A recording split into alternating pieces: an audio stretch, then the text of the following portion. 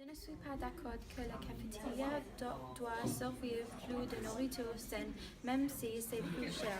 Servir la nourriture saine doit encourager les élèves à manger l'alimentation saine, mais les prix chers découragent ça. Tous les ados n'ont pas beaucoup d'argent à acheter la nourriture saine, mais chère chaque jour. Merci.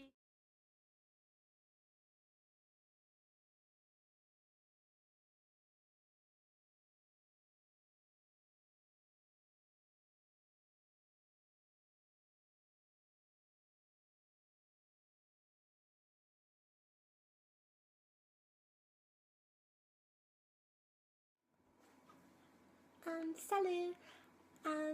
Aujourd'hui, ça c'est vlog numéro 1. Alors, pour commencer, la première question est qu'est-ce que j'ai bien appris cette semaine relative à un but d'apprentissage et quelle est l'évidence de mon apprentissage? Cette semaine, j'ai bien appris comment de parler de mes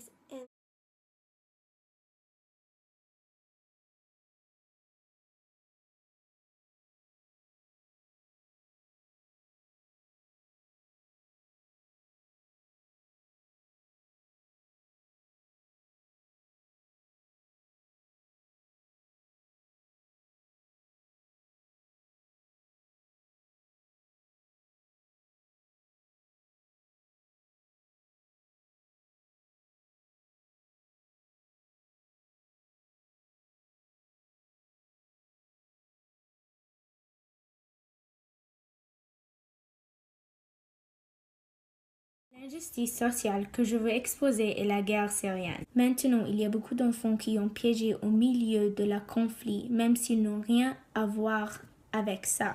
Les enfants sont les victimes. Selon CBC, il y a des milliers d'enfants à faim qui mangent l'herbe, dont les autres ne peuvent rien manger. La semaine passée, 80 personnes ont été tuées en Aleppo. Selon UNICEF, 8,4 millions d'enfants ont été touchés par la guerre. Ça, c'est 80% de la population des enfants en Syrie. La guerre a commencé en mai 2011 quand un groupe qui s'appelle les rebelles ne voulait pas Bachar al-Assad d'être président. Premièrement, je veux commencer avec des enfants en Syrie.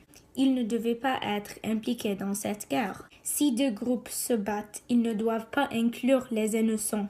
12 555 des civils ont été tués dès le début janvier jusqu'à décembre. Ça, c'est terrible. Aussi bien qu'il y a beaucoup d'enfants qui n'ont pas de parents à cause de la guerre. Maintenant, ils sont des orphelines. Mon deuxième argument est qu'il y avait beaucoup de pays qui ont